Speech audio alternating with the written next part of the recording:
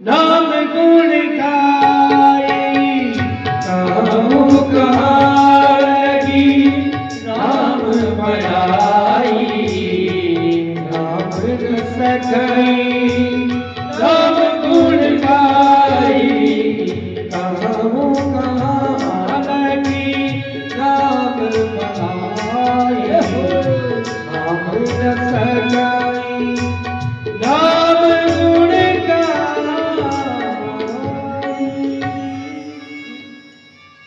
भगवान भी अपने नाम की व्याख्या नहीं कर सकते। भगवान के नाम में इतनी ताकत है, परमात्मा के नाम में इतना सामर्थ्य है, बस उस नाम को साधने की आवश्यकता है। जितना हो सके खूब नाम जपो, गुरुदेव ने जो मंत्र दिया खूब जाप करो, खूब सिमरन करो। कुछ खर्च होता है भगवान के नाम लेने में? होता है? खर्चा तो नहीं लगता। खाना तो बोलो लगता है? कुछ नहीं लगता। जीव हमारे अपने पास है, लेकिन हम आलस्य कर जाते हैं। और आलस इंसान का सबसे बड़ा क्या है? शत्रु है। आलस नहीं करना चाहिए। हमारे आदमी बड़े भैया श्री दुष्यंत शर्मा जी जोरदार तालियां होने के लिए। तो भैया जब ड्यूटी पे रहते हैं तो कभी हमारी वीडियो कॉल होती तो भैया अपने सारा रूम किचन दिखाते थे। क्या जोरदार तालियां होने के लिए।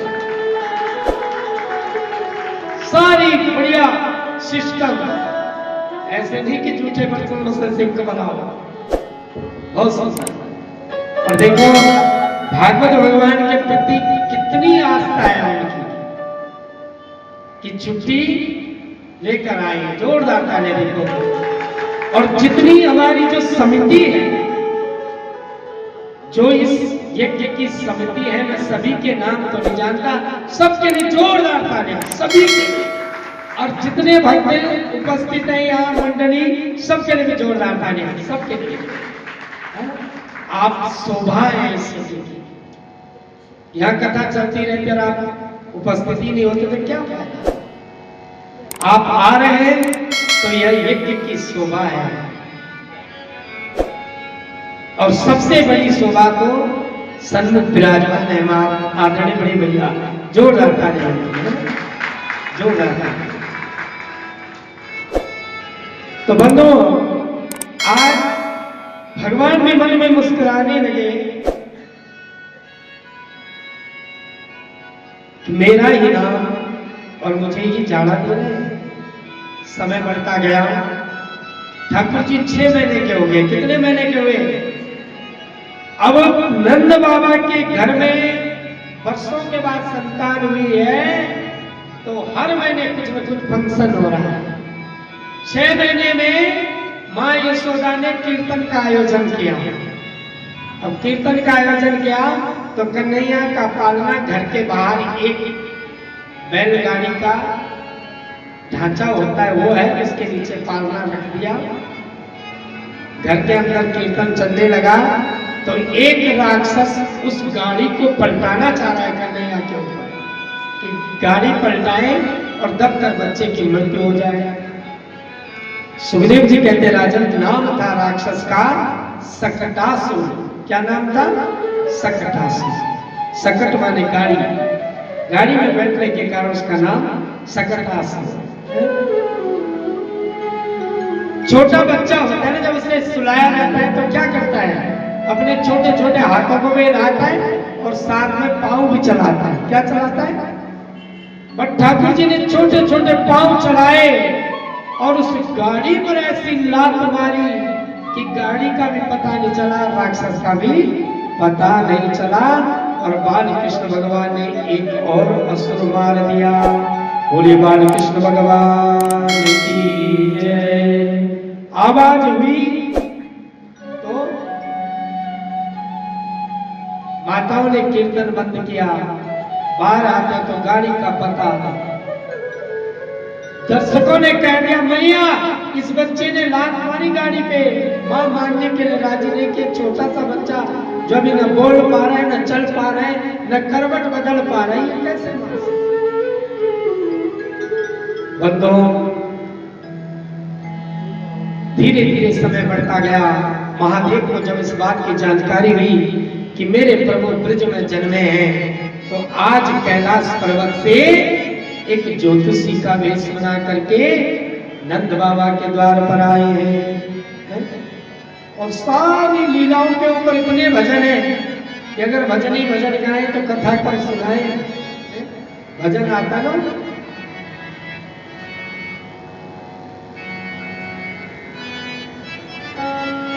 काशी नगरी से आए हैं शंभु भोलेनाथ।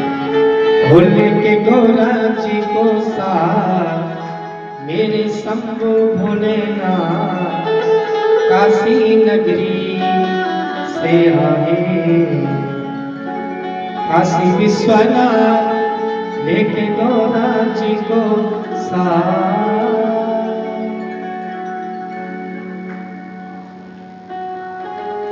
तो आज बाबा जैसे नंद बाबा के द्वार पर आए, अलग निरंजन मां यशोदा ने देखा एक सन्यासी आया, एक थाली में भेंट ली और भेंट लेकर के आई है।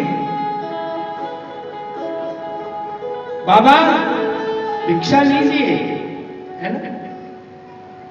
गृहस्थी का परम धर्म है कि द्वार पर कोई आ जाए तो खाली नहीं जाना चाहिए।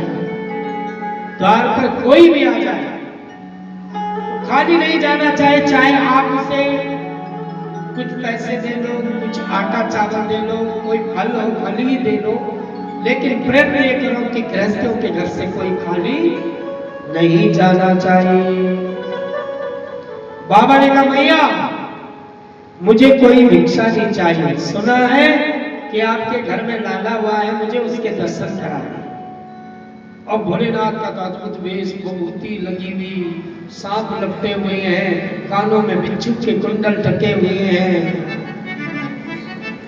मां यशोदा ने कहा, बाबा आपको देखकर मुझे डर लग रही है, और बच्चे ने अगर आपको देख लिया और डर के कारण बेहोश हो गया तो इसलिए मैं कदापि अपने लाला को नहीं लाऊंगी। अब मां यशोदा इस जिद में अड़ गई कि मैं लाला का दर्शन नहीं करूंगी, और बाबा ने जमीन में चिमटा डाला कि जब तक मैं लाला का दर्शन नहीं करूंगा तब तक मैं तेरे द्वार से नहीं जाऊंगा। मां यशोदा ने कहा, बाबा मेरा महल कोई छोटा मोटा नहीं, 84 दरवाजे हमारे घर के, जिस द्वार पर तुम समाधि में बैठ जाओगे मैं वो द्वार सदैव सदैव के लिए बंद कर दूंगा। आज भोलेनाथ हार गए, नेत्र मूंदे। ठाकुर जी का ध्यान क्या है? हे गोविंद, केवल दर्शन मात्र की अभिलाषा से द्वार पर आया था, मां आपका दर्शन नहीं कराने दे रही। प्रभु कुछ लीला कीजिए। तो ठाकुर जी ने रोना शुरू कर दिया। क्या किया? रोना। मां यशोदा वो थाल वहीं पर छोड़ कर गई, घर के अंदर आई, गोदी में उठा रही है, पालने में डाल रही है। भोलेनाथ रूठ कर चले गए। अड़ोसी पड़ोसी मां की सखियां आ गई, कई यत्न कर दिए, कई जतन कर दिए, लेकिन कृष्ण भगवान रोना बंद नहीं कर रहे। एक सखी को कार्य सखी, एक बाबा आया था, मैंने उस बाबा को डांटा, दर्शन नहीं करोगे। जब से वो बाबा द्वार को छोड़ कर गया, कन्हैया ने रोना शुरू किया। बोले किधर गया वो बाबा? खेतों का रास्ता बता दिया। प्यारे भर प्रेमियों, सखी दौड़ लगाई, एक वृक्ष के मूल में बाबा बैठे हैं कि प्रभु मुझे जरूर बुलाएंगे। दौड़ती हुई गोपी गई, बाबा बोले क्या? कि मां यशोदा तुम्हें बुला रही है। क्यों बुला रही है? चल रे योगी नंद भवन में, तो यशोदा मां बुलावे, वाके लाला को नजर लगी है, राय लोन करवा। बाबा यशोदा के लाला को नजर लग गई, कुछ नमक मिर्ची अभिमंत्रित कर दो, कुछ झाड़ फूक कर दो। बोले नहीं जाऊंगा। क्यों? गया तो था उस मैया के द्वार पर। अब तुम जाकर पहले मैया से पूछो कि मैया पहले तो बाबा दूर से दर्शन करना चाह रहे थे, लेकिन अब मेरी ये जिद है कि अगर तुम उस बच्चे को मेरी झोली में डालोगे तो ही तेरे द्वार पर आऊंगा, नहीं तो नहीं। वो गोपी दौड़ कर आई, मां यशोदा सरे पही। अब बाबा ने जिद खत्म, कहो तो लेकर आओ बुलाकर। मां यशोदा का लेकर आ। दौड़ती गोपी जब मां यशोदा का समाचार लेकर बाबा के पास आई, बाबा चलो, मां यशोदा तैयार है।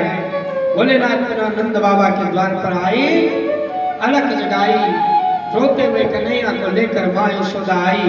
भोलेनाथ की झोली में डालना चाह रही तो सांप अपने अपने फन कन्हैया की तरफ बढ़ाने लगे। मां यशोदा बच्चे को यूं पीछे करने लगी। अरे बाबा, ये जो सांप के मुख है इन्हें पीछे कर दो। क्या कर दो? मां का दिल है ना कमजोर। भोलेनाथ मन में सोचते हैं, मां तुम कितनी भोली हो, तुम्हें क्या पता कि तुम्हारी गोदी में जो ये बालक बनकर आया है ये सोता ही सांपों की सैया में है। आदमी बड़े भैया आरती के बाद एक मंत्र को गाते हैं, शांताकारं भुजग शयनम पद्मनाभं सुरेशम विश्वाधारं गगन सदृशम मेघवर्णं शुभांगमं लक्ष्मीकान्तं कमलनयनं योगिवृद्धानगम्यं वन्दे विष्णु भवभयहरं सर्वलोकैकनाथं। भगवान के स्वरूप का वर्णन है, जिनका शांत आकार है, भुजग शयनम, जो शेष नाग की सैया पर शयन करते हैं। बड़ी हिम्मत की मां यशोदा ने कन्हैया को बाबा की झोली में डाला तो सहसा ही कन्हैया खिलखिला के हंसने लगे। बोले बाल कृष्ण भगवान की जय। आज भोलेनाथ सन्मुख दर्शन करने लगे। बाल कृष्ण भगवान के कोमल कोमल चरणों को अपने माथे से लगाने लगे। स्थिति ये हुई कि जब तक बाल कृष्ण भगवान मां यशोदा से बाबा की झोली में है तब तक तो मुस्कुरा रहे हैं, और जो ही शिव जी जो है मां यशोदा को कन्हैया को सौंप रहे तो फिर रोना शुरू कर दे रहे हैं। बाबा ये कैसी स्थिति आ गई? तो आज बाबा ने कह दिया, मैया तुम अपने घर के आगे एक मेरे नाम का मंदिर बनाना, और जब अपने लाला को स्नान कराओगी ना तो इसके स्नान का जो जल होगा, बच्चे को तब उसमें नहलाते हैं ना, तो जो नहाने के बाद जो गंदा जल होगा उस जल को मेरे मंदिर में चढ़ा देना। और उस दिन से नंदगांव में महादेव का एक मंदिर बनाया। बोले नंदीश्वर महादेव की जय। आज ये उपाय बताया तो ठाकुर जी ने रोना बंद किया। यशोदा माता कहती है, बहुत बहुत धन्यवाद बाबा। निवेदन है आपसे कि आगे भी कभी ऐसी स्थिति आए आपको बुलावे तो जरूर आ जाना। रह योगी नंद भवन में, रह योगी नंद भवन में, ब्रज में वासो कीजे। जब जब मेरो लाला रोए तब तब दर्शन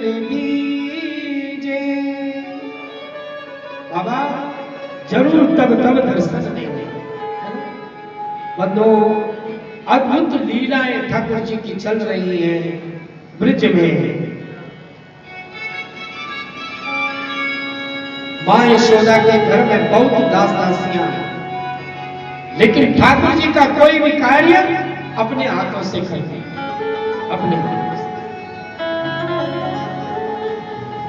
और हर कार्य में भावना जुड़ी हुई, सुंदर सुंदर श्रृंगार करती, सुलाती तो मीठी मीठी लोरी गाती।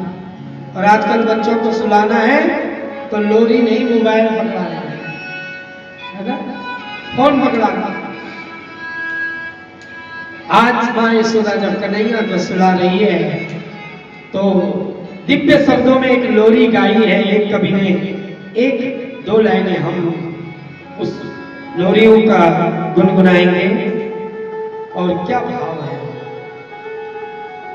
छगन मगन मेरे लाल को आजा रे नितिया आजा रे नितिया आजा रे नितिया चल मोहन श्याम के समा आजा रे नितिया आजा रे नितिया।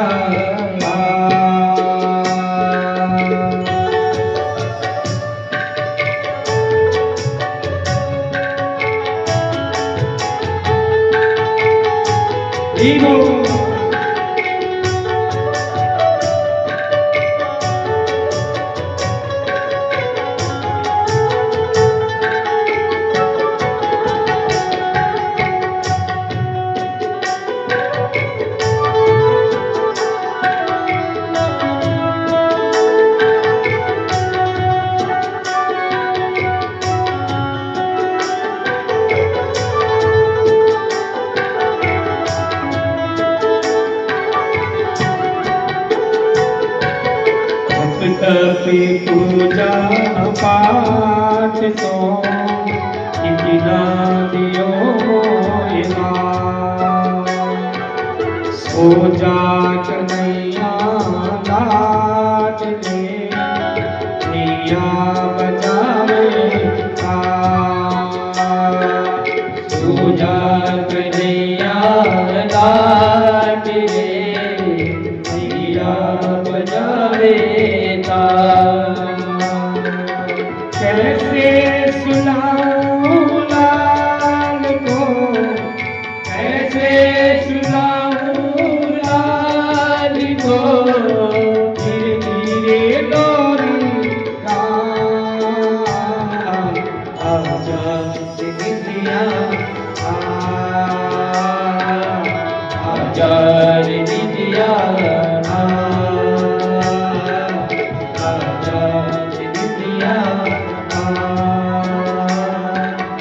आजा रे नितिया।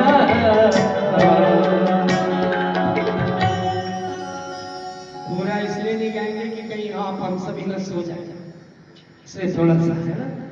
तो बंधु दिव्य लोरियां गा गा करके बाल कृष्ण भगवान को मां सुनाया करती। समय बढ़ता गया, ठाकुर जी 1-1.5 वर्ष के हो गए, बलराम जी भी काफी से थोड़े बड़े और हो गए, लेकिन अभी तक नामकरण संस्कार नहीं हुआ। एक दिन वसुदेव जी के द्वारा गर्गाचार्य जी को नंदगांव में भेज दिया गया।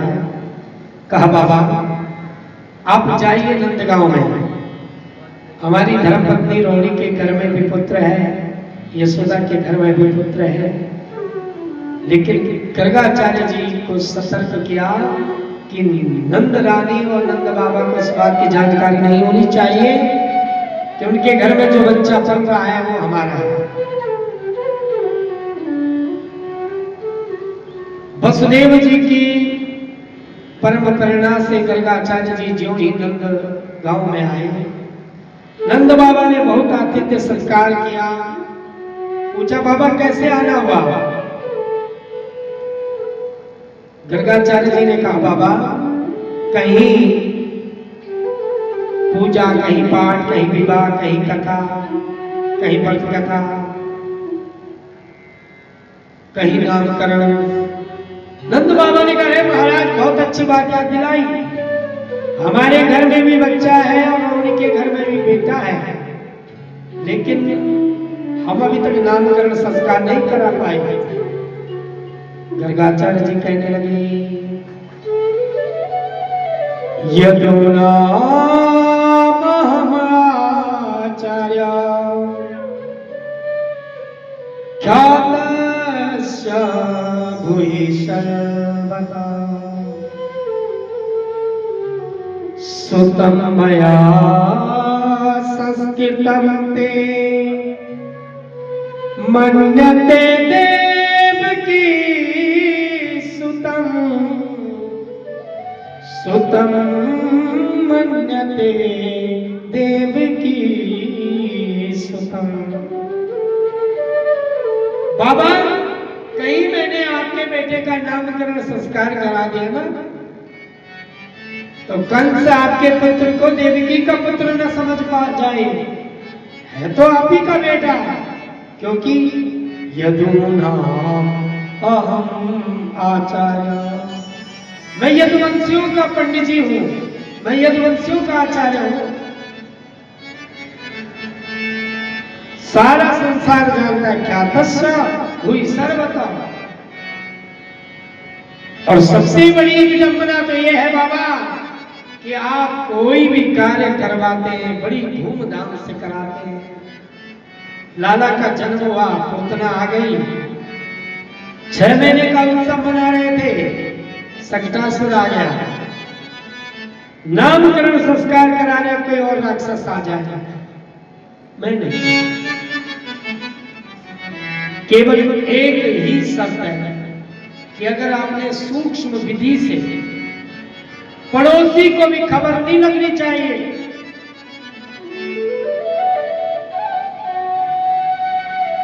गौशाला में जाकर के हवन करेंगे और नामकरण करेंगे। बंधु बाबा ने जब ये बात कही तो नंद महाराज ने कहा ठीक है बाबा जैसे आप करें। गौशाला में गए, पूजा संपन्न हुई, हवन संपन्न हुआ। पूर्णाहुति से पहले जब नामकरण की शुभ बेला आई तो माताओं ने अपने अपने बच्चे बदल दिए। जो रोहिणी का बेटा है वो यशोदा ने धारण कर दिया, ले लिया, और जो यशोदा का बेटा है वो रोहिणी ने अपनी गोदी में बिठा दिया परीक्षा के लिए।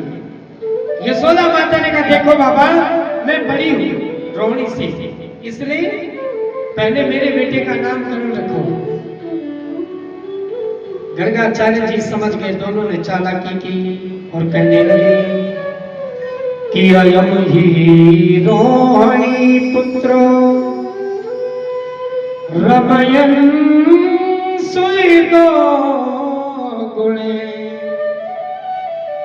आख्यास्यते रामिति बलाधिक्यात्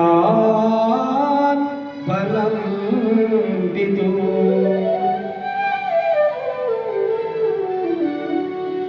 कहा मैया यशोदा आपकी गोदी में जो ये बच्चा है ये आपका नहीं, अयम ही रोहिणी पुत्र, ये रोहिणी का पुत्र है।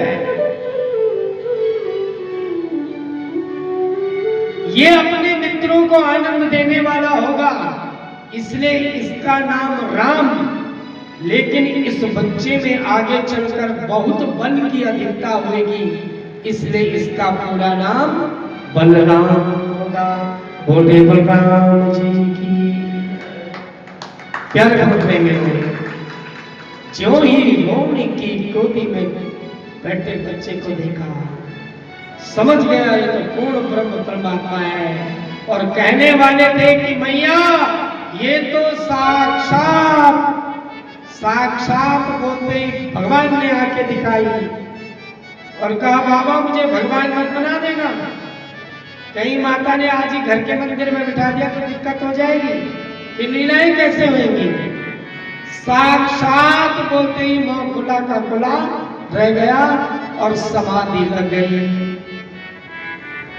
आंखें खुली, मुंह खुला, सांस रुक गई और यशोदा माता और रोहिणी माता ने सोचा कि बाबा को अटक पड़ गया।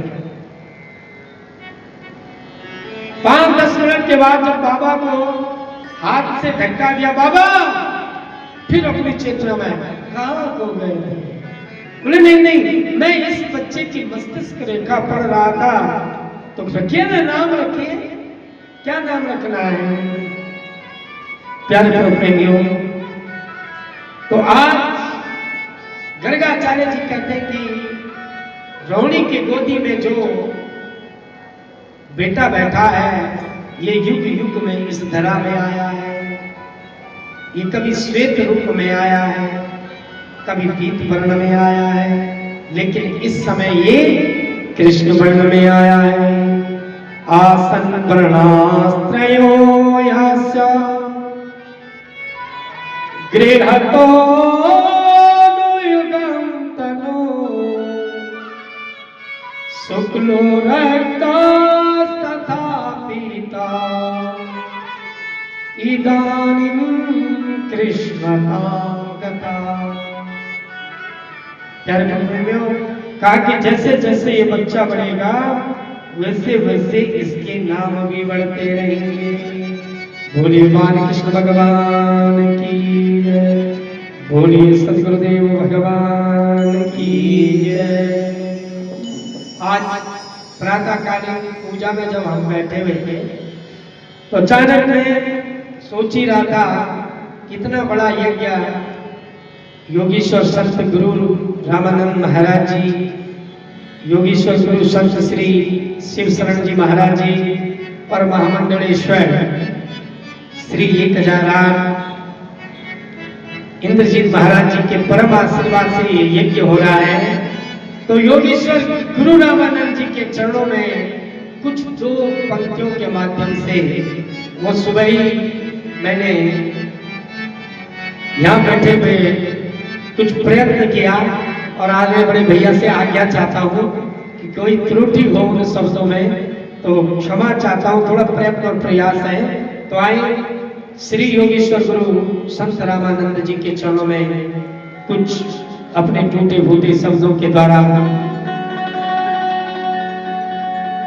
एक भजनांजलि ऐसे दिव्य संत महात्मा के चरणों में निवेदित करता हूँ।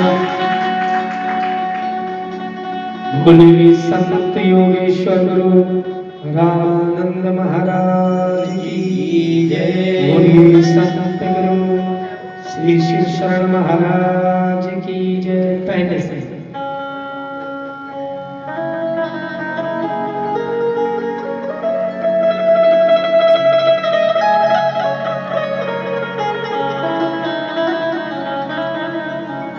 तू डर मत ओ पगले, गुरु रामानंद जी आएंगे। तू डर मत ओ पगले, गुरु रामानंद जी आएंगे। तेरी लाज बचाने ओ सिर चढ़ के वो आएंगे, सिर चढ़ के वो आएंगे, सिर चढ़ के वो आएंगे, सिर चढ़ के वो आएंगे। तू डर मत ओ पगले, तू डर मत ओ पगले, गुरु रामानंद जी आएंगे, गुरु रामानंद जी आएंगे। तेरी लाज बचाने हो सिर चढ़ के आए थे, सिर चढ़ के आए थे। कानून सेवा क्या हो?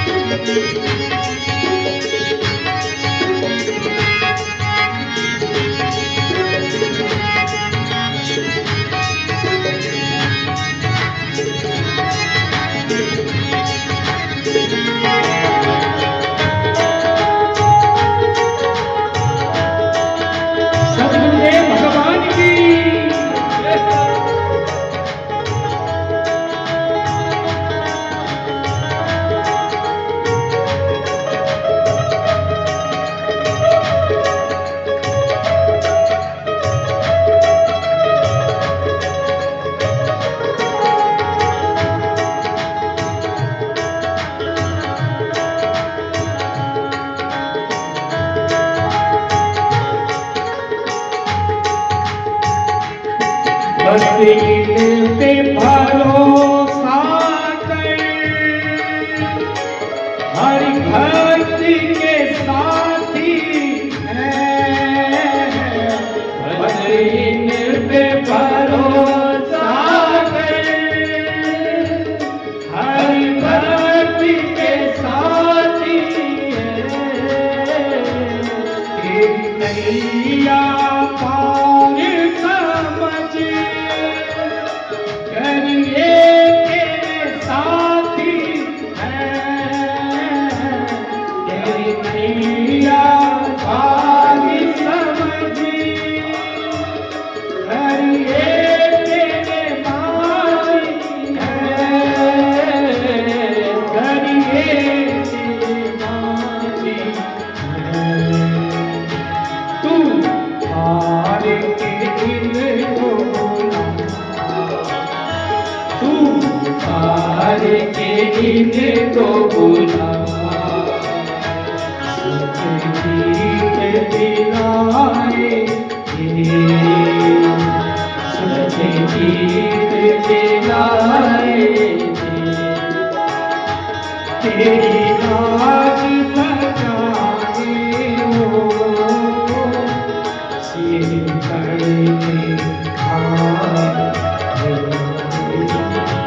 तेरी चरण में आए हो।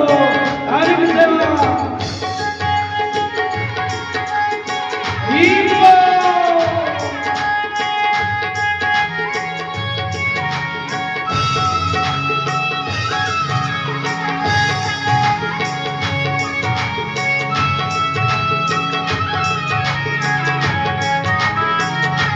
बोलिए सत्यदेव महाराज की।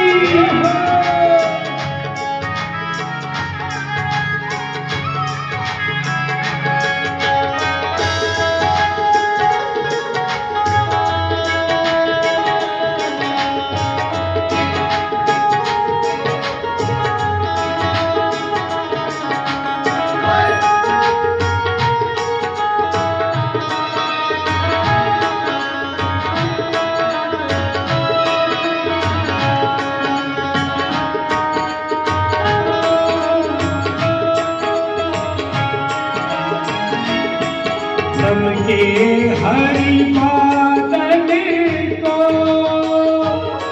संत साहिब ने हटाया है।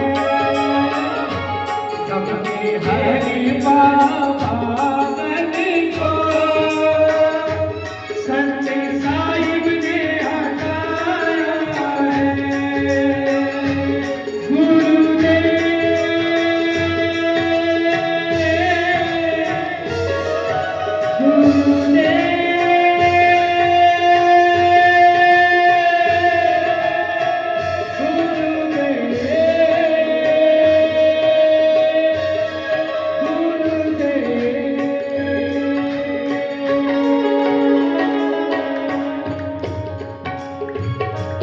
सबके हरि बादल को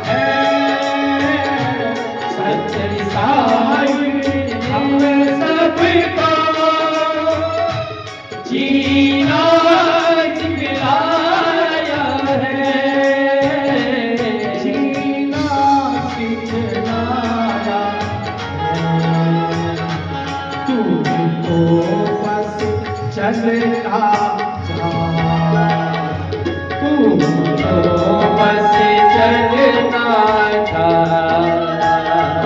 नहीं सुबह बुलाए थे, सुबह बुलाए थी,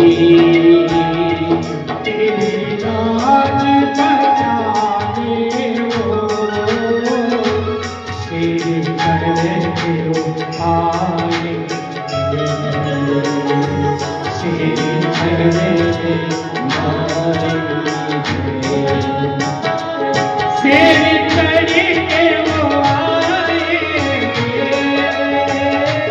शेर करके वो आए,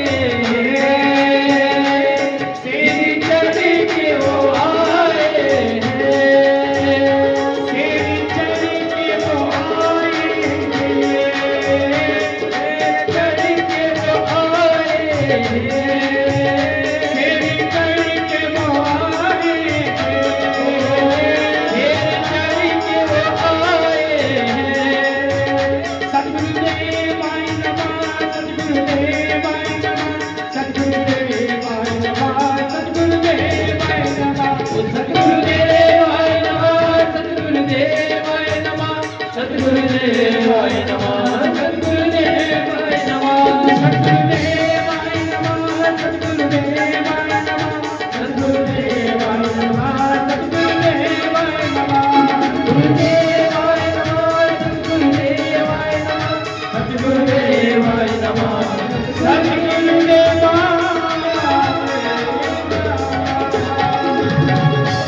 बोलिए संत श्री योगेश्वर गुरु रामानंद महाराज की जय। बोलिए योगेश्वर संत श्री शिव शरण जी महाराज की जय। बोलिए योगेश्वर संत श्री महामंडलेश्वर इंद्रजीत महाराज की जय। बोलिए समस्त भारत के संतों की जय। बोलिए अपने अपने सतगुरुदेव भगवान की जय।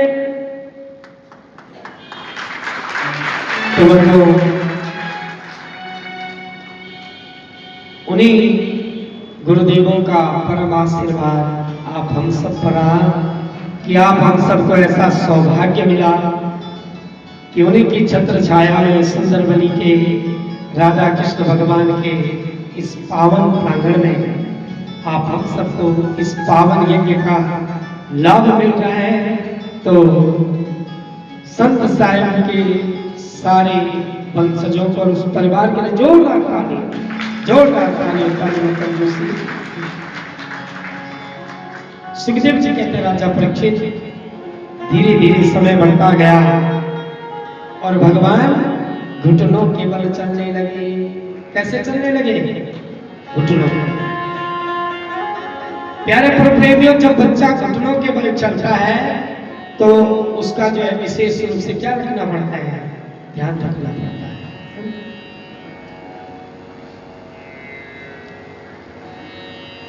एक दिन नंद बाबा प्रातः काल अपने घर के मंदिर में पूजा कर रहे हैं और पूजा करते हैं शालिग्राम भगवान की। आपने देखे शालिग्राम भगवान कैसे होते हैं? गोल गोल होते हैं। ठाकुर जी कन्हैया घुटनों के बल आए तो नंद बाबा ने घर के मंदिर के अंदर से आवाज दी, लाला वहीं रुक जाओ, अभी तुमने स्नान नहीं किया इसलिए मंदिर में प्रवेश नहीं है। देखो छोटा सा बच्चा, बड़े संस्कार देने वाली बात है। कन्हैया रुक गए, बैठ करके देखने लगे बाबा की पूजा। अब नंद बाबा षोडशोपचार विधि के सहित शालिग्राम भगवान को गंगा जल से, दूध से, दही से, घी से, शहद से, शक्कर से स्नान कराते हैं। शहद से स्नान कराते ही कन्हैया के जीभ में पानी आ गया, है ना? मन में सोचने लगे कि रोज बाबा इस गोल गोल भगवान को शहद से नहलाते, बहुत मीठे हो गए।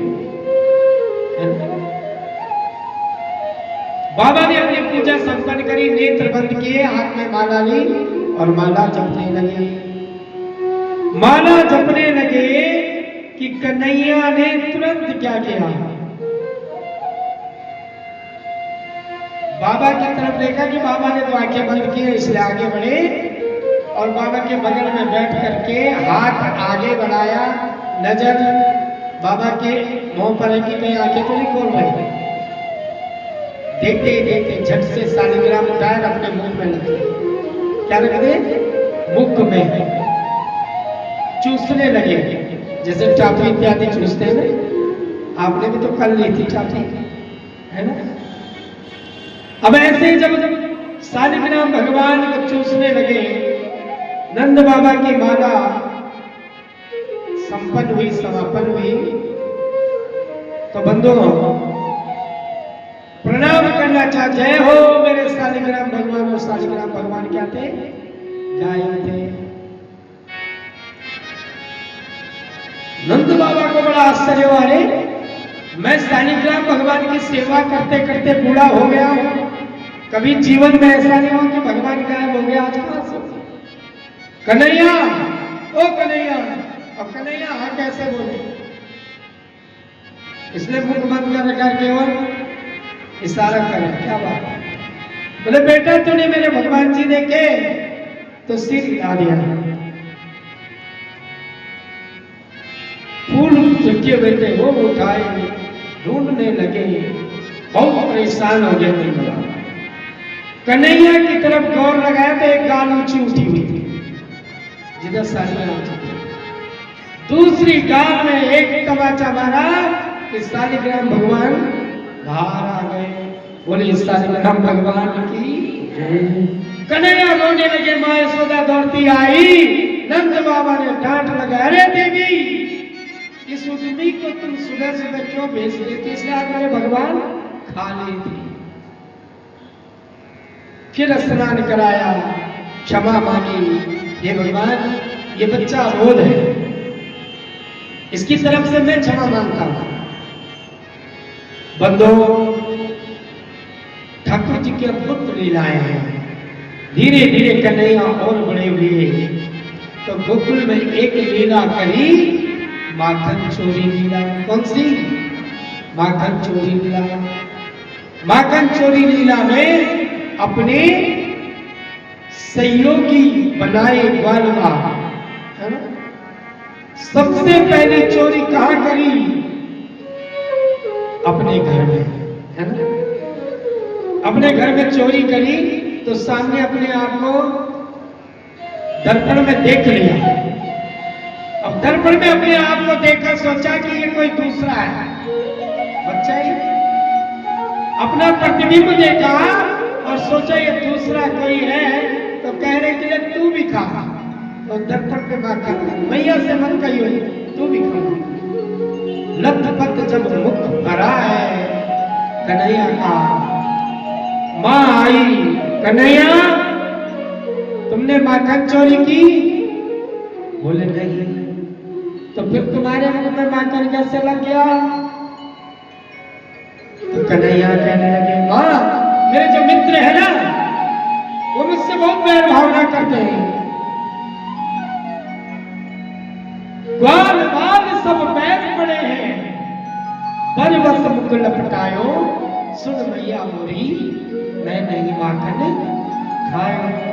सूरदास जी का पद है, सुन मैया मोरी मैं नहीं माखन खायो, हो मैया मोरी मैं नहीं माखन खायो।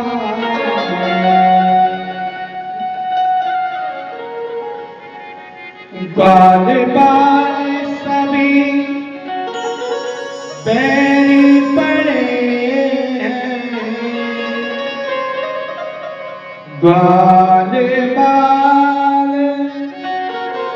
सभी बैरी पड़े हैं, बड़ी बसी मुखी लपटायो रे मैया मोरी, मैं नहीं माखन खाऊं।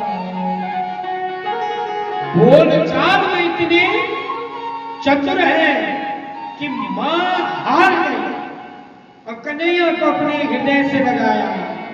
सूरदास तब हंसी यसो लैन कंठ लगायो और सुन काना मोरे तय नहीं माखन खाया।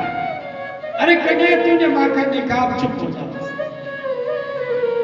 और जब कन्हैया ने सोचा कि मां मान गई तो सूरदास जी के शब्दों का कमाल देखिए, शब्द वही है और कन्हैया ने भाव बदला और स्वीकार कर दिया, वो मैया मोरी मैं नहीं माखन खाऊं, मैंने ही माखन मैं नहीं खाना है ना।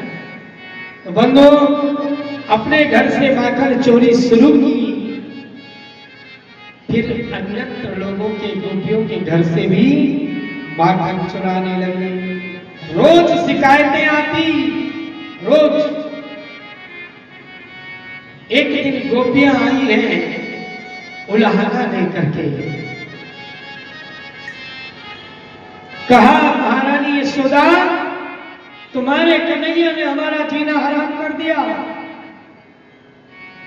गौ धोने का समय होता है, सांझ का समय तो बछड़ों को खोल के आ जाता है, सारा दूध बछड़े पी जाते हैं। घर में सासू माताएं गाली देती हैं।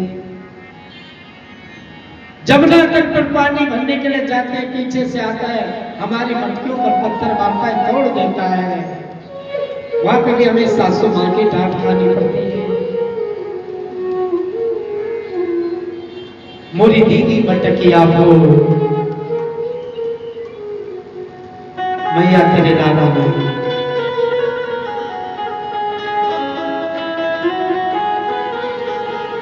मां यशोदा कहती है काम क्या करो, माखन की जो मटकियां हैं, दूध दही की मटकियां, उन्हें छींके में टांग लो, ऊंचा टांग लो। ये छोटा सा तो नटखट है, बौना है, फिर सुरक्षित रहेंगे। बोले अरे मैया तुमने देखा नहीं, छींके से मटकियां छींके से उतार करे माखन खावे, खुद भी खाए सारे ग्वालों को खिलावे। देखो ऐसा है, देखो ऐसा है काना चोर यशोदा तेरे लाला, देखो काना है ऐसा चोर यशोदा तेरे लाला ने। दीदी मटकिया हो यशोदा तेरे लाला ने, मेरी दीदी मटकिया हो यशोदा तेरे लाला ने, यशोदा तेरे लाला ने, यशोदा तेरे लाला ने, ओ यशोदा तेरे लाला ने, यशोदा तेरे लाला ने।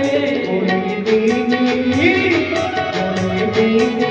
मटकिया हो यशोदा तेरे लाला ने, कोई दीदी मटकिया हो यशोदा तेरे लाला ने।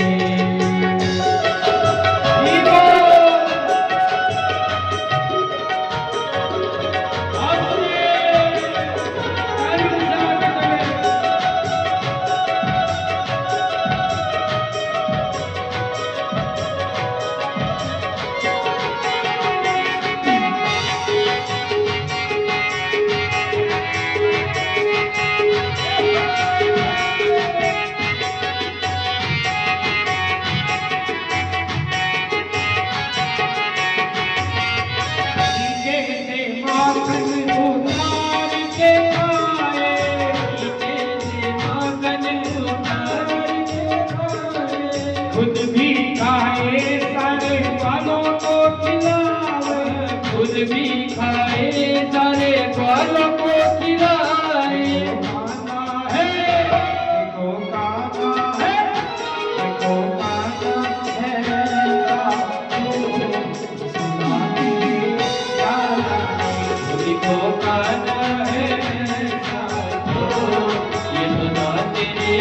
लाला ने गोरी नीली मटकिया हो यशोदा तेरे ओ मेरी दीदी मटकिया हो यशोदा तेरे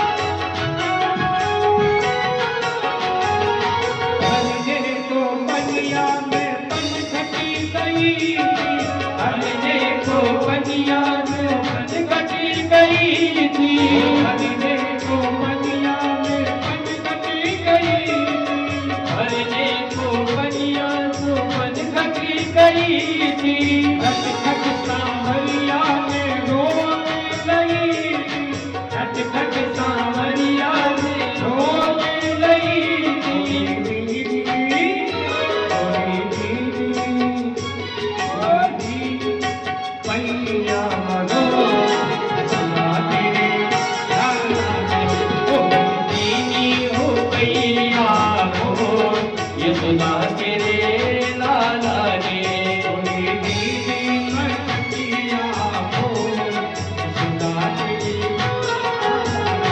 मेरी दीदी मटकिया हो यशोदा तेरे लाला ने यशोदा तेरे लाला ने यशोदा तेरे लाला ने यशोदा तेरे लाला ने यशोदा तेरे लाला ने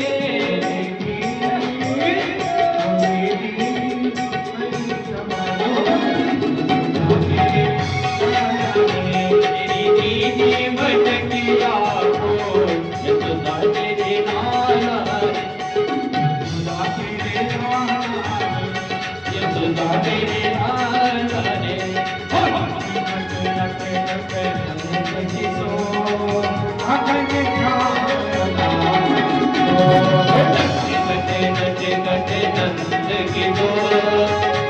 देखा गयो आपने जो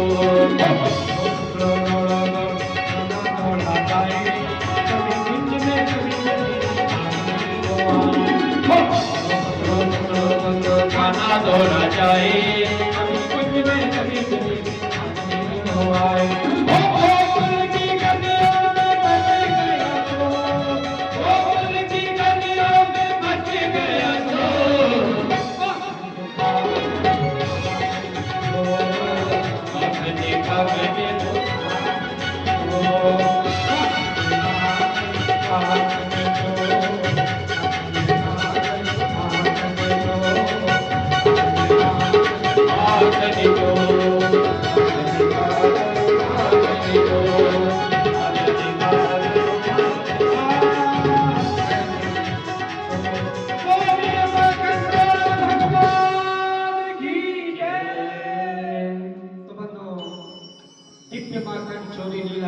ठाकुर जी की मुकुल की गलियों में रोज उलाने।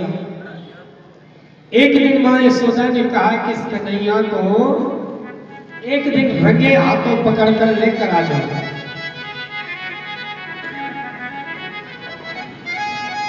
लेकिन पकड़े तो कौन पकड़े।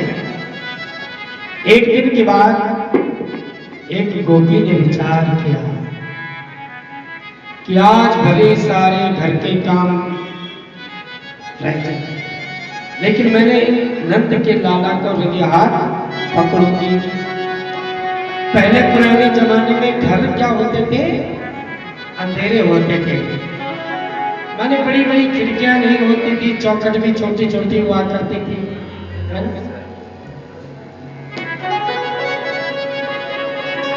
गोपी अंधेरे में छिप गई। माखन की मटकी चीखे में रखी हुई है ऊंची। कन्हैया अपनी चौर मंडली के संग में आए। इशारों में बात करने कोई नहीं है, घर के अंदर आ जाओ। आए, 4 ग्वाल वालों ने बाएं में बाएं डाली, उनके ऊपर 3 ग्वाले और खड़े होकर कांधों में हाथ डाल करके 2 ग्वाले उन तीनों के ऊपर और मीनार बना दी। और सबसे ऊपर कौन चढ़ गए? कन्हैया। कन्हैया जैसे सबसे ऊपर चढ़े और छीके से क्या निकाल रहे थे? मटकी। क्या निकाल रहे थे? मटकी।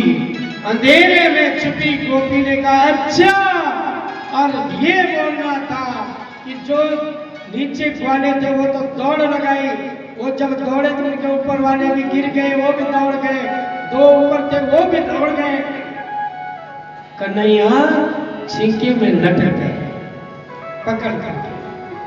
गोपी ने पहले कुंडी लगाई, घर की कुंडी बंद करी, फिर एक स्टूल वगैरह कुछ लगाया और कन्हैया को उतारा।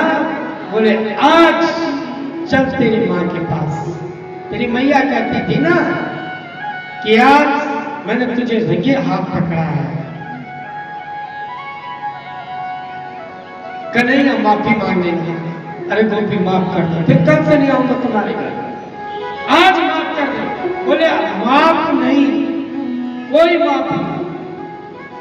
जिस अवस्था का कन्हैया उतनी अवस्था का गोपी का बेटा। बाहर पकड़ रखी गोपी ने कृष्ण की मजबूती से खींच के ले जा रही नंद महल की तरफ। गांव का एक बुजुर्ग आया तो गोपी ने सिर में घूंघट रख दिया। क्या रख दिया?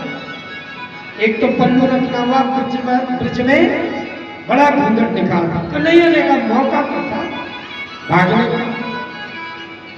अरे गोपी, तो गोपी तो गुस्से में, क्योंकि घर के सारे काम आज ऐसे रह गए। बोले कहा क्या बात है? बोले तूने मुझे मेरा ये हाथ बहुत टाइट पकड़ रखा है, इस कारण से दर्द हो रहा है इस हाथ में। बोले फिर? बोले तू मेरा दूसरा हाथ पकड़ ले। बोले ना अपना दूसरा हाथ। तो कन्हैया ने अपना हाथ तो नहीं दिया, उसका बेटा जो पीछे पीछे आ रहा है उसका हाथ पकड़ा और उसी के बेटे का हाथ क्या करा? उसकी माँ के हाथों में थमा दिया। और वो गोपी ने अपने बेटे का हाथ पकड़ रखा है और खींच के ले जा रहे। वो कह रहा मैया मैं नहीं हूँ। कन्हैया तो भाग गया, लेकिन गोपी ने जिद लगा चल चल अपनी मैया के बाद, चल अपनी मैया के बाद। कन्हैया ने दौड़ लगाई, अपनी माँ की गोदी में बैठे घर में। आज वो गोपी अपने ही बच्चे को लेकर आई, आवेश में कहती है अरे बहन यशोदा बाहर आ, आज मैंने तेरे बच्चे को रंगे हाथों पकड़ा। और कन्हैया अपनी माँ की गोदी में बैठ रही। देख मैया, ऐसे ही तो झूठ बोलती है ये, और तुम इनकी बातों में आ जाती। मैं तुम्हारी गोदी में बैठा हूं और वो कह रही कि मैं तुम्हारा कन्हैया पकड़ कर नहीं कर। ऐ माँ, इन्होंने मुझे बदनाम कर दिया,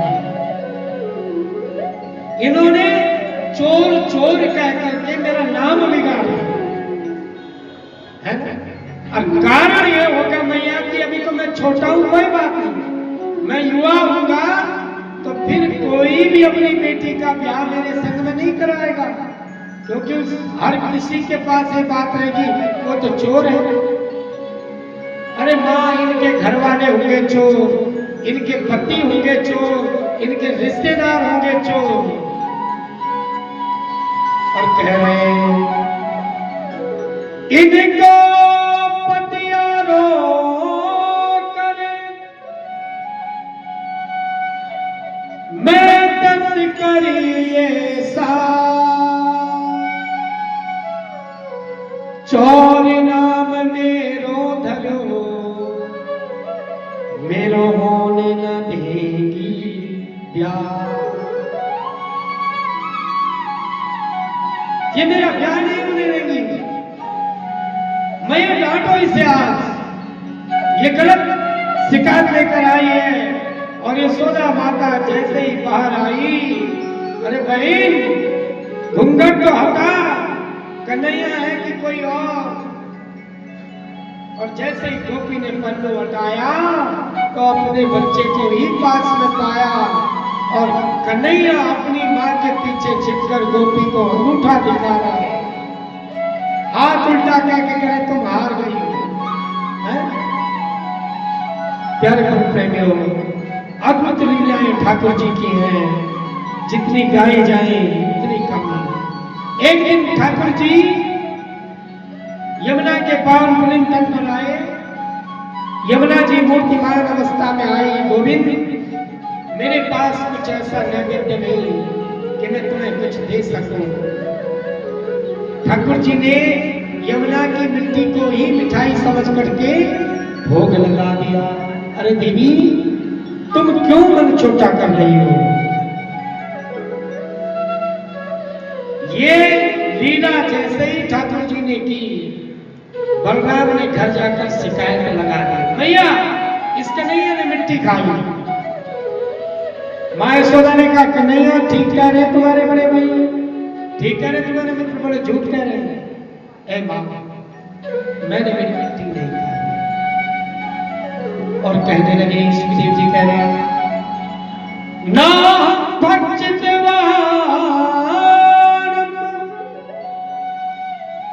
सर्वे विद्या विसंसिना,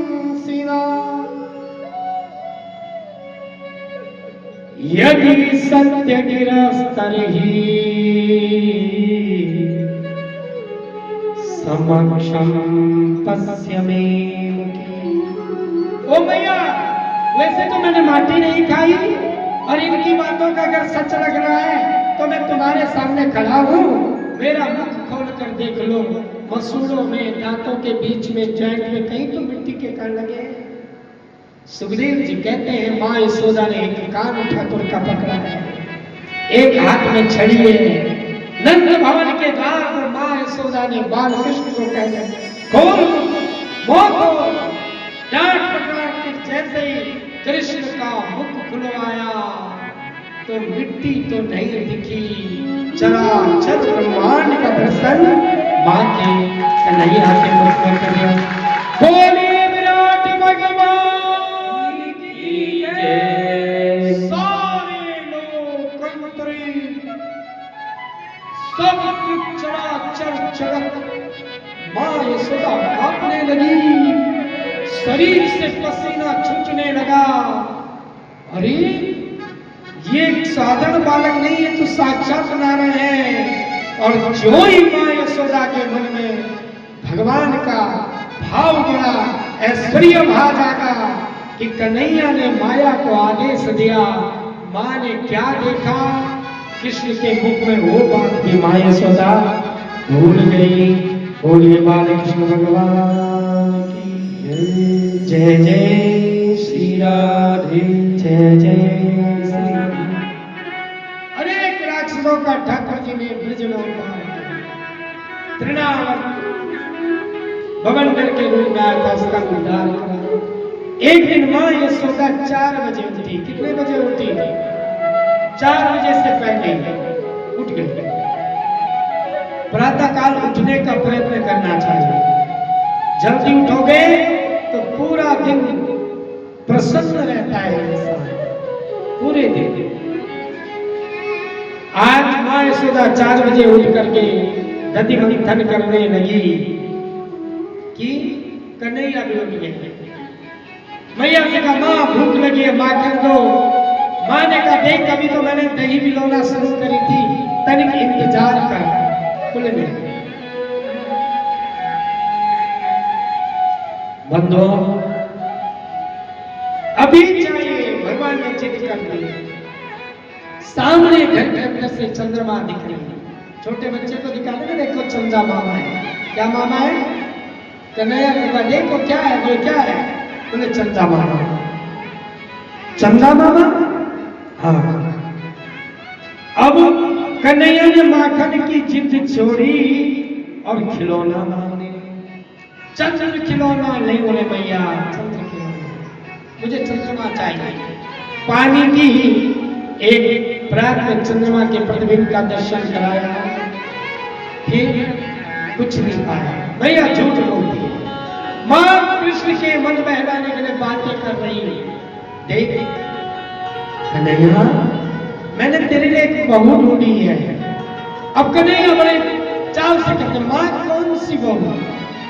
बोले वो बरसाने की वृषभानु दुलारी राधा रानी है।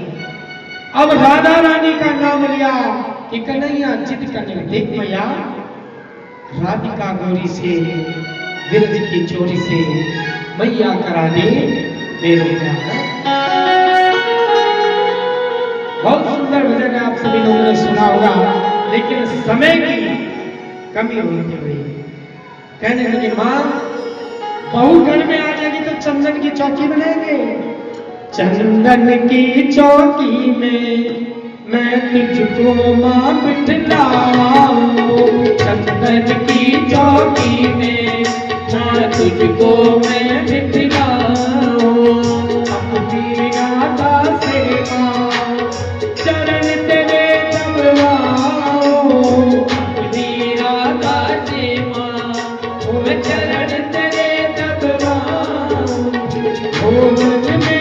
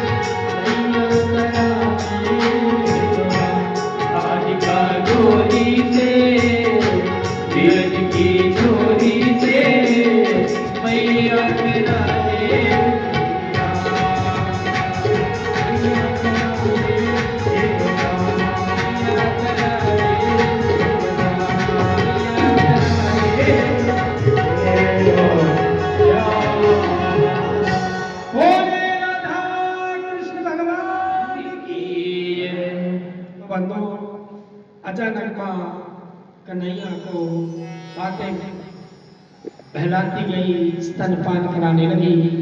इतने में एक दासी आई, महारानी आपने चूल्हे में जो दूध रखा था स्तनपान आ गया। मां यशोदा ने ठाकुर जी को अतृप्त अवस्था में भूमि में रखा, दूध बचाने के लिए गई तो कन्हैया को गुस्सा आ गया। अरे मां को दूध प्यारो लगे पूत नहीं, गुस्से में क्या किया, जिस मटकी में माखन भिगो रही थी मां उस पे पत्थर मारा और मटकी क्या हुई, फूट गई, दही की नदी बहने लगी। मटकी फूटी तो कन्हैया झूठ झूठ कर रोने लगे, झूठ के आंसू लगाए और आवाज रोने वाली बनाई। मां यशोदा दौड़ कर आई तो मटकी फूटी मिली, एक बार करे तो मां मुस्कुराई, फिर कहा नहीं ये बहुत उधर हो रहा है। एक छड़ी निकाली, जो ही कन्हैया पर प्रहार करना चाह रही थी कन्हैया ने दौड़ लगा दी, आगे आगे कन्हैया पीछे पीछे। गोकुल में अभी कोई उठे नहीं और ये माँ बेटे घर गलियों में दौड़ रहे हैं, इस गली से उस गली के बोले बुढ़िया माँ यशोदा पहुंचती और आगे भाग जाते हैं। थक कर माँ यशोदा एक जगह बैठ गई, कन्हैया बोले क्या, बोले आजा मैं थक गई। मैया मारोगी तो नहीं, बोले बिल्कुल नहीं बेटा, तुझे बड़ा लाड लगाऊंगी, तेरी हो सके तो आरती गाऊंगी पर तू आ जा। हाथ की छड़ी पहले फेंको, माँ यशोदा ने वो छड़ी फेंकी, अब तो आ जा।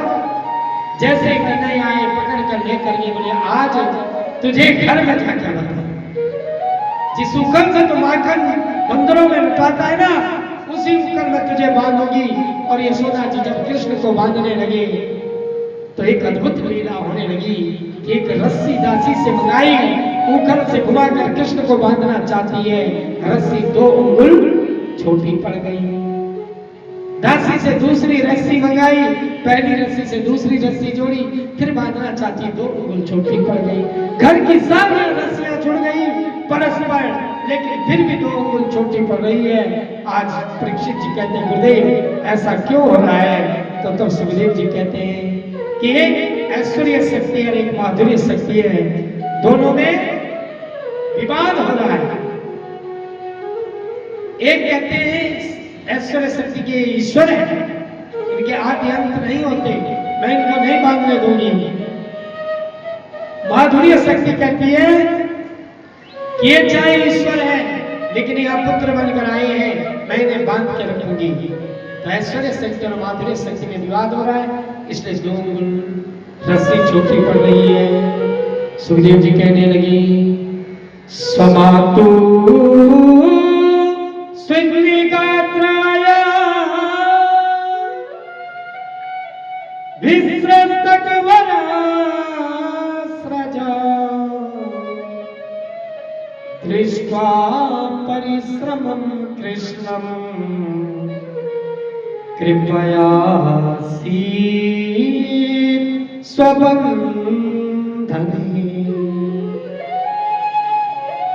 माता को पुनः परिश्रम से युक्त पसीने से लथपथ देखा तो ठाकुर जी स्वयं बंधन में आ गए। और आज ठाकुर जी का एक और नाम पड़ गया, बोले दामोदर भगवान की। दाम माने रस्सी, उदर माने पेट, जिनके पेट पर रस्सी की ग्रंथि बांधी गई, इस नाते भगवान दामोदर नाम से विख्यात हुए। माँ घर के कामों में लगी, ठाकुर जी ने अचानक एक लीला और करी, जोर लगाया, मूसल को लटकाया, खींचते खींचते गए। नंद भवन के आगे दो वृक्ष हैं यमला के, उन वृक्षों के बीच में गए, मूसल लटका, थोड़ा झटका मारा, दोनों वृक्ष टूट गए और उन दोनों वृक्षों से दो दिव्य पुरुष भगवान की स्तुति करके भगवत लोक को चले गए। ये पूर्व जन्म में कुबेर के पुत्र नल और कुंवर थे। नारद ऋषि के श्राप के कारण वृक्ष योनि में पड़े। नारद जी ने ये आश्वासन दिया था कि तुम द्वापर में नंद बाबा के द्वार पर वृक्ष के रूप में रहोगे, भगवान कृष्ण के स्पर्श करने से तुम्हें मुक्ति मिल जाएगी। बोलिए भक्त वत्सल भगवान की जय। प्यारे प्रेमियों, जब ये घटना घटी, यशोदा माता को बहुत डांट भी पड़ी। नंद बाबा ने कहे, देवी ये वृक्ष अगर इस लाला के ऊपर गिर जाते तो बड़ी हलहोनी हो जाती। सबने विचार बनाया, नंद बाबा ने मीटिंग बिठाई और कहा कि मैं अब इसी गोकुल में नहीं रहूंगा। कहा जाना, बोले मैं जो है वृंदावन, मैं इस गांव को छोड़ करके कहीं और जाना चाहता हूँ। सबने विचार बनाया कि वृंदावन में जाए। गोकुल निवासी सब कुछ छोड़ करके आज वृंदावन में आ गए। बड़ी वृंदावन धाम की बंदो, ठाकुर जी ने एक और लीला की थी वृंदावन में, गौचारण, है ना। दिवाली के बाद जो गोपाष्टमी आती है, उसी दिन ठाकुर जी ने सबसे पहले गौ चुराने के लिए, गौ चराने के लिए गए थे। पहले गायों के बछड़े, छोटी छोटी गैया, छोटे छोटे ग्वाल और छोटे सुमेरु, मदन गोपाल। जब गौचारण के लिए गए तो एक और राक्षस आया, बत्सासुर, बछड़े के रूप में। भगवान ने उसका उद्धार कर दिया। यमुना के तट पर एक बगुले के रूप में राक्षस आया, नाम था बकासुर।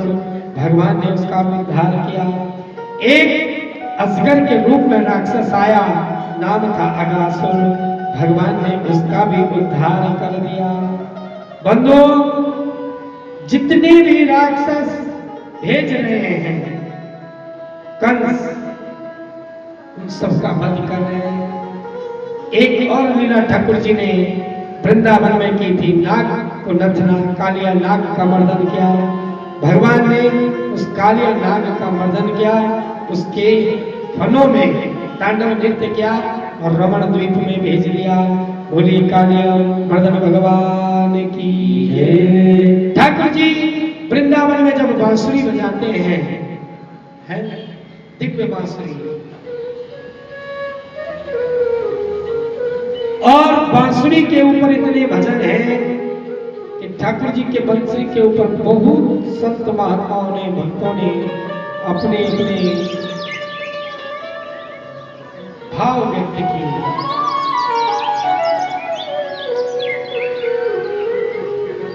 श्याम तेरी बंसी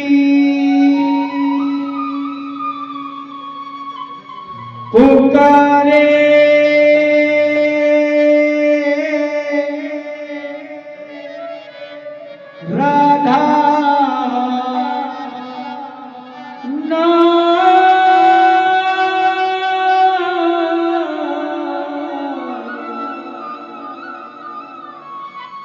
शाम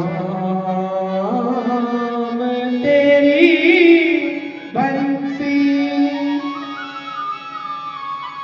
पुकारे राधा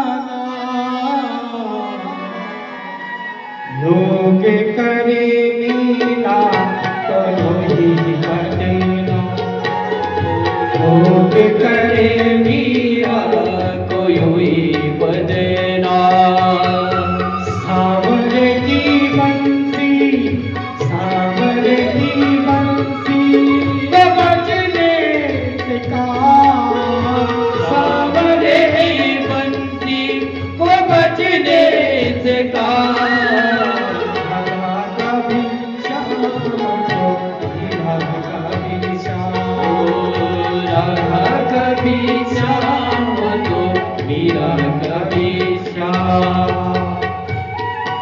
की सेवा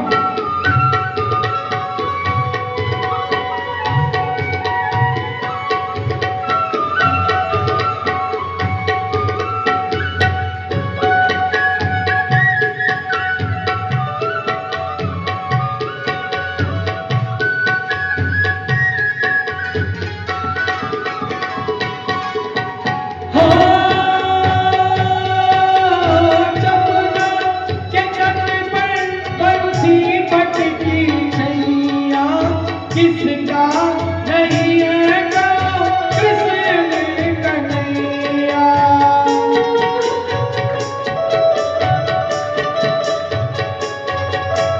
जमुना के तट पर बंसी बजती नैया जिसका नहीं है गाँव कृष्ण कन्हैया श्याम का दीवाना श्याम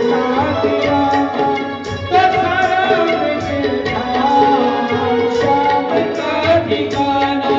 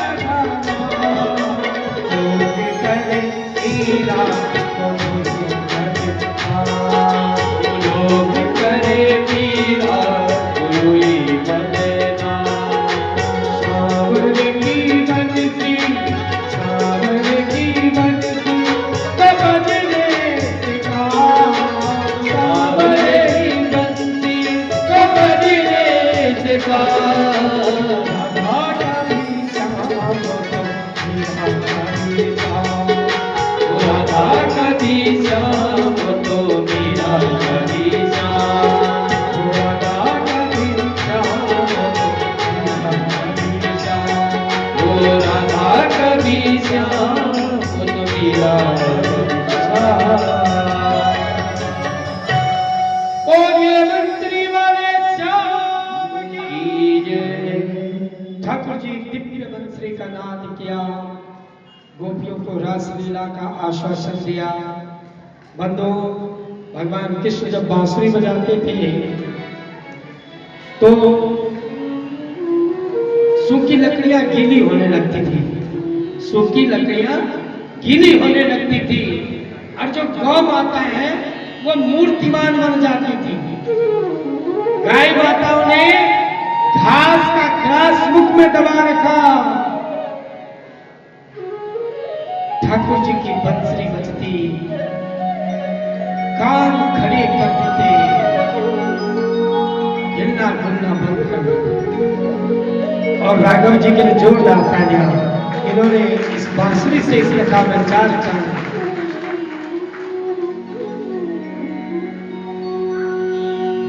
सुखदेव जी कहते राजा,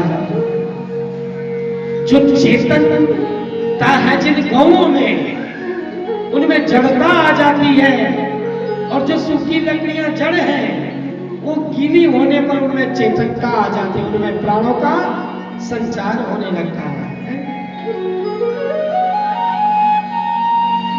कौन बांसुरी का वर्णन कर सकता है?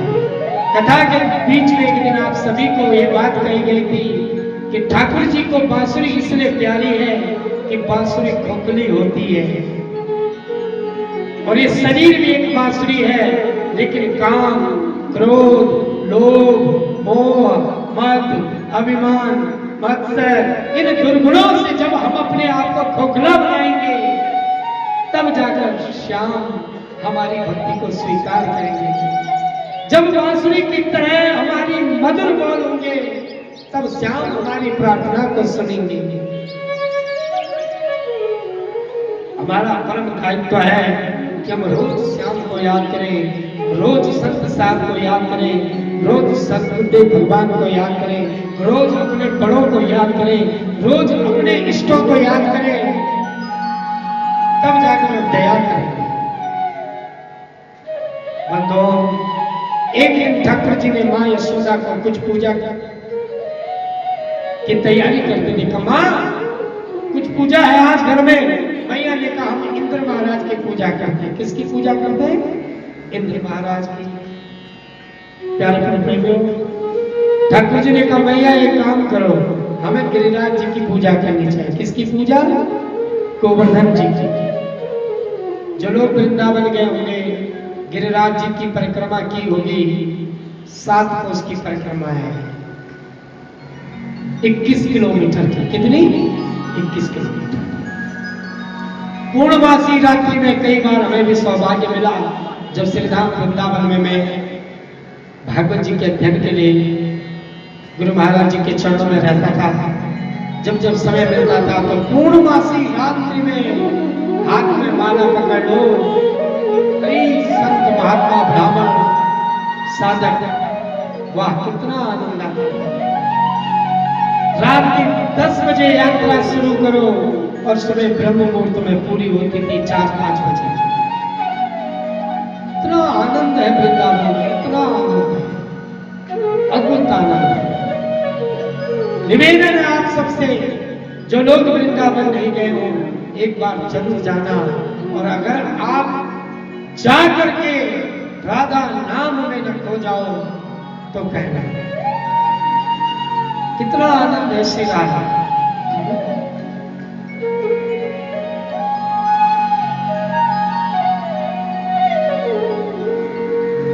वृंदावन के वृक्ष की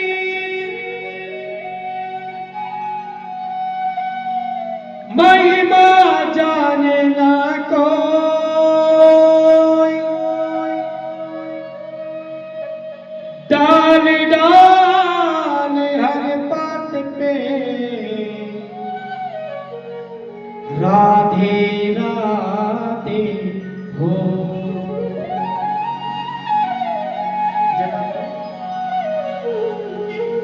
हे भगवान, हमें अगले जन्म में तुम चाहे पत्ता बना देना, चाहे तिनका बना देना, चाहे छोटी सी तितली बना देना, लेकिन बनाना अपने वृंदावन में। बन तितली में उड़ती फिरा, किशोरी तेरे बरसा। अद्भुत भजन है। भजन इतने हैं कि जितना सुनाए कम ही कम है। प्यारे प्रेमियों, ठाकुर जी ने आज माँ यशोदा को कहा कि मैया हमें गिरिराज जी की पूजा करनी चाहिए, और गिरिराज जी के लिए 56 भोग भी आए हैं। तो सन्मुख मंडप के सन्मुख हमारे छोटे भैया आचार्य नितिन जी उन 56 भोगों को रखेंगे। ब्रजवासियों ने भी 56 भोग बनाए और 56 भोग लेकर के गिरिराज जी की तलहटी ले गए। गिरिराज जी का यमुना जल से स्नान इत्यादि सुसंपन्न किया। शांडिल यमुनी ने पूजन सुसंपन्न कराया और गिरिराज जी को ब्रजवासियों के द्वारा 56 भोग का प्रसाद का भोग लगा दिया गया।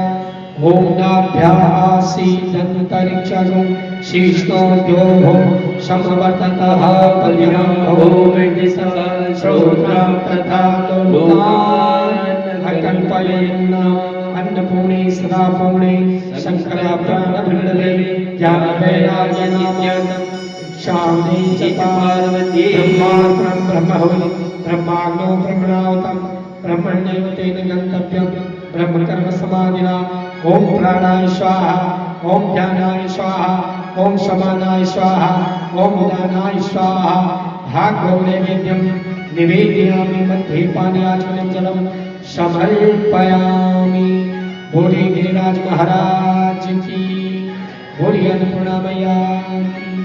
देवर्षि नारद जी के द्वारा इंद्र को जब इस बात की जानकारी मिली कि ब्रजवासियों ने तुम्हारी पूजा की परंपरा तोड़ दी, इंद्र ने क्रोधादेश में आकर संपर्तक नाम मेघों को आदेश दिया। 10 दिशाओं से मेघ घिर आए, बारिश होने लगी, तूफान चलने लगे, मूसलाधार बारिश होने लगी। ब्रजवासियों ने ठाकुर जी के चरण सलामे, कन्हैया बचाओ बचाओ।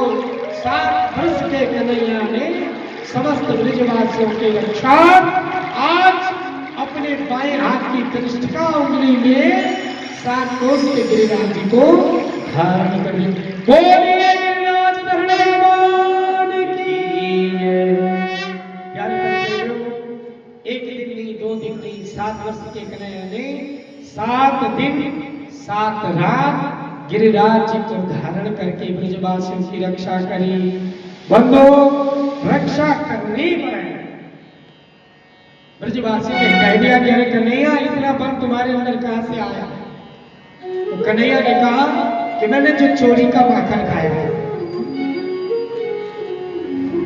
कच्छ माखन को बल बढ़ो,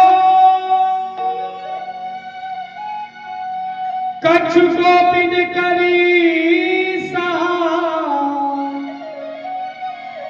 श्री राधे जी की कृपा सो मैंने गिरिवर लियो उठा। आज भगवान ने ब्रजवासियों के सम्मुख ये स्वीकार किया कि राधा रानी की कृपा से मैंने गिरिराज जी उठा दिया, क्योंकि श्याम अगर शरीर है तो श्याम की आत्मा राधा है, राधा आत्मा श्याम शरीर। तो राधे राधे बोल जरा। और राधे नाम का खूब जो है संकीर्तन नंदानी में हुआ, तो एक बार जोर से कहिए राधे, थोड़ा और जोर से कहो राधे, एक बार और जोर से राधे। लोग सोच रहे कि वहां कोई नहीं बैठा, इसीलिए तो लोग नहीं आ रहे। उन्हें क्या पता कि हॉल में जगह ही नहीं है। वो तब आएंगे जब आपकी आवाज सुनेंगे। एक बार प्रेम से कहिए हाँ। और ऐसे नहीं कि 11 तारीख तक ही करना है, आगे भी करते रहना है। आज ठाकुर जी ने गिरिराज धारण करके ब्रजवासियों की रक्षा करी।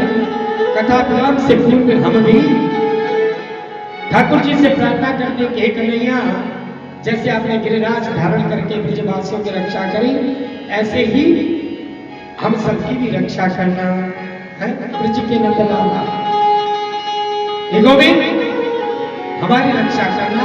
और उसके बाद मेरे पूजनीय प्रातः श्रवणीय महामंडलेश्वर बड़े भैया श्री 1008 इंद्र जी महाराज अपने मुखारविंद से पंचम दिन की प्रवचन माला को आपके सन्मुख रखेंगे। भागवत जी के साथ साथ को आपको शरण कराएंगे। प्राय से पूर्व कुछ क्षण विराम से पूर्व ठाकुर जी के चरणों में अनुनय मिलेंगे। गोविंद, आप अपने छत्र छाया बनाकर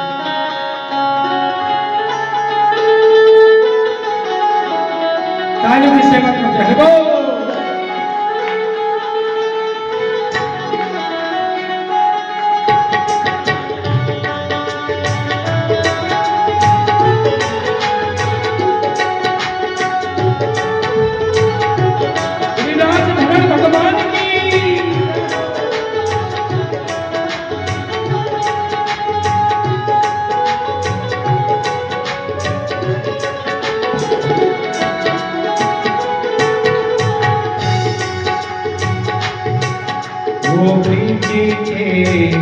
नंदलाला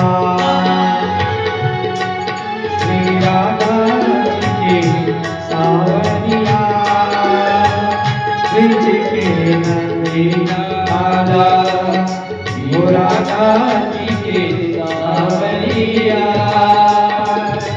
सब दुख दूर हुए जब तेरा नाम लिया, सब दुख दूर हुए जब तेरा नाम लिया।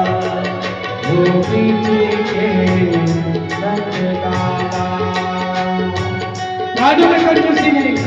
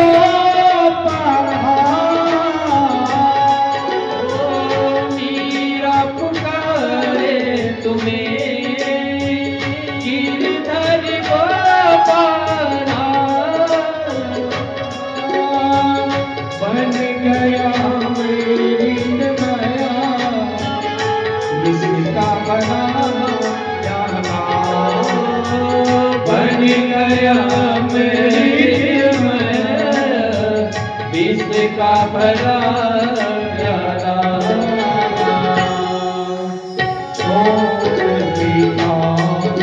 उसे जिसे तूने राह दिया और मिटाए उसे जिसे तूने राह लिया।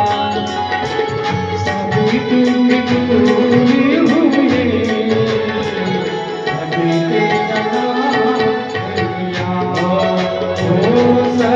हुए दुख दूर हुए जब तेरा नाम लिया। गोविंद जी के नंदलाला जय हो।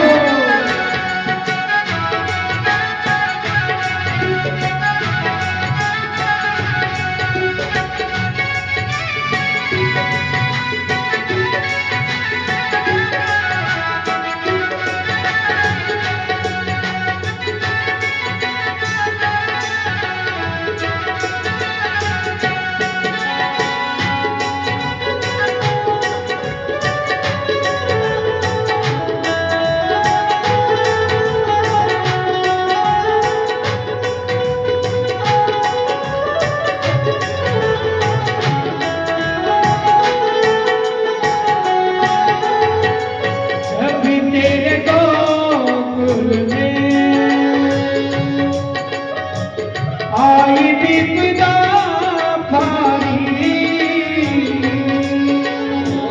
जब तेरे गोकुल में आई विपदा भारी, एक इशारे से सारी विपदा टाली, एक इशारे पे सारी विपदा टाली, सारी विपदा टाली।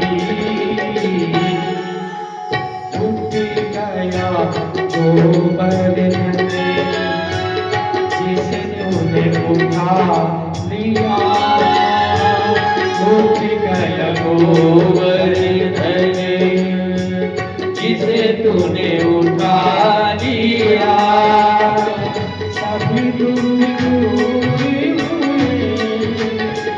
सभी तेरा नाम लिया, ओ सब दुख दूर हुए जब तेरा नाम लिया, वो पीछे रख लाला। आलू चला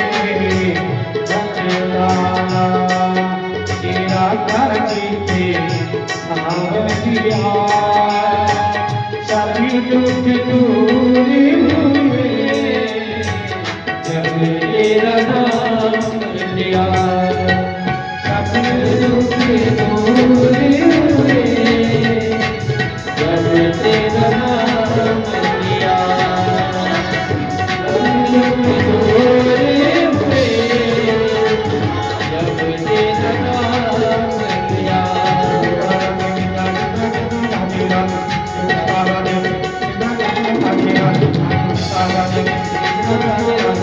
राधे कृष्ण राधे कृष्ण कृष्ण कृष्ण राधे राधे, राधे कृष्ण राधे कृष्ण कृष्ण कृष्ण राधे राधे, राधे कृष्ण राधे कृष्ण कृष्ण कृष्ण राधे राधे, राधे कृष्ण राधे कृष्ण कृष्ण कृष्ण राधे राधे, राधे कृष्ण राधे कृष्ण कृष्ण कृष्ण राधे राधे, राधे कृष्ण राधे कृष्ण कृष्ण कृष्ण राधे राधे।